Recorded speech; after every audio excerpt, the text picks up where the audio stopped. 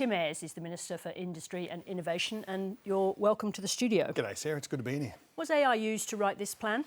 No, it was not. It's a technology that's been adopted by Australians every day in the workplace, using it at home to do all sorts of things. But you didn't think reliable enough for this report? No, well, I think that people want to see government reports, government plans authored by human beings who take responsibility for big political decisions and big policy calls, like the approach that we've taken here. Do you anticipate that that will change, though, that you will start seeing things like this, major pieces of work? At least there'll be a contribution from AI very soon. Well, we're starting to see Australians using artificial intelligence to do writing tasks, sometimes to write something at the beginning and then throw it into artificial intelligence to clarify the structure. But it's really important that Australians are sceptical consumers of this technology, that you're fact-checking yourself, that you, of course, experiment with the technology, play with it, use it to assist you in your work, but take responsibility for what it is that you've authored. Now, you actually said in a speech that you gave today, AI comes with new risks and potential for undesired consequences. Be specific. What do you see as the biggest risks? Well, we've seen artificial intelligence enabling in the social media landscape deepfake pornography that really, it's absolutely corrosive for Australians to see those kinds of images, whether they're consuming them or, in fact, their consent's been ripped away. The government's moved fast on those questions. Annika Wells leading our response there with the e-Safety Commissioner. Can government actually do anything to stop platforms accelerating bad viral content? Well, our laws apply now. Australian law, whether it's in communications law, or in criminal law context, or indeed in the areas of financial scams that might be enabled by artificial intelligence technology. Our legal frameworks apply now. We're going to continue to use this Artificial Intelligence Safety Institute, which will start next year, to make sure that we're scanning the horizon, identifying those risks, and where we need to improve regulation, lift capability and make sure that we're responsive dealing with risks to keep Australians safe. You've landed an interesting point, because previously you were looking at a new AI Act, at much tougher guardrails around how AI companies should operate in Australia. What persuaded you that it was safe enough for Australians to do without that European-style control? I think this is the safest option for Australia. An Artificial Intelligence Safety Institute. The government didn't used to think that. Yeah, but we've worked our way through a process, and this technology is evolving. We're watching the responses of governments around the world.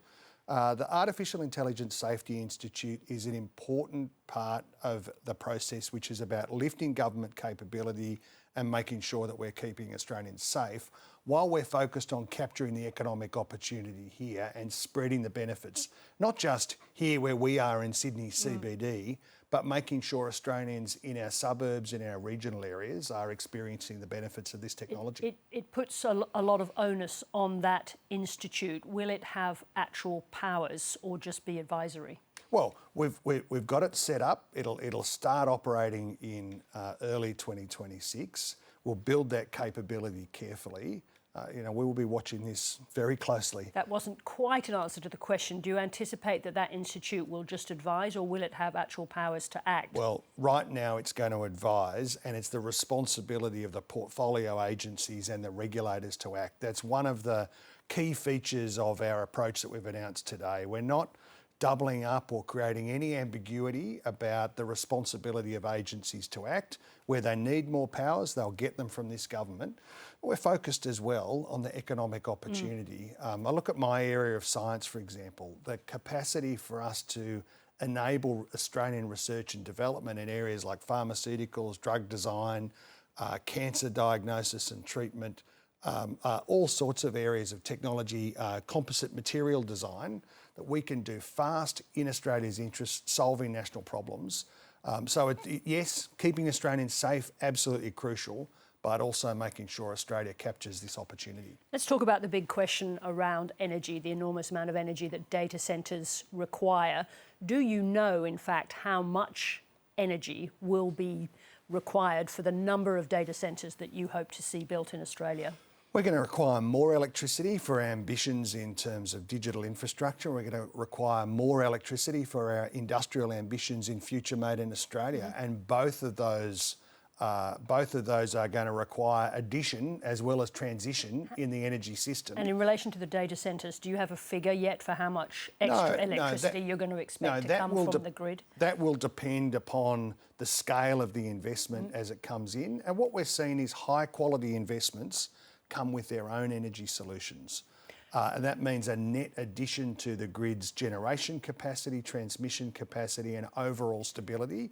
That's what we want to see, high quality investments in Australia. We'll have more to say jointly with the states and territories about our data centre principles. But as you can imagine, it will go to energy security questions and some of the water security questions that revolve around data centres. Will you be expecting major companies who invest in data centres in Australia to also pay for the generation of their own energy that they will use? That's exactly the kind of principle that we want to advance with the states. And look, today... So is that going to, just to be clear, is that going to be part of the plan that those big companies like Microsoft, Amazon, they will be required to supply their own energy? That's absolutely part of the discussion. You see Microsoft's investment in Australia today underpinning an enormous solar energy generation capacity north of Albury, like a real project, the Walla Walla project, underpinned, paid for to a large extent by Microsoft's data centre investments.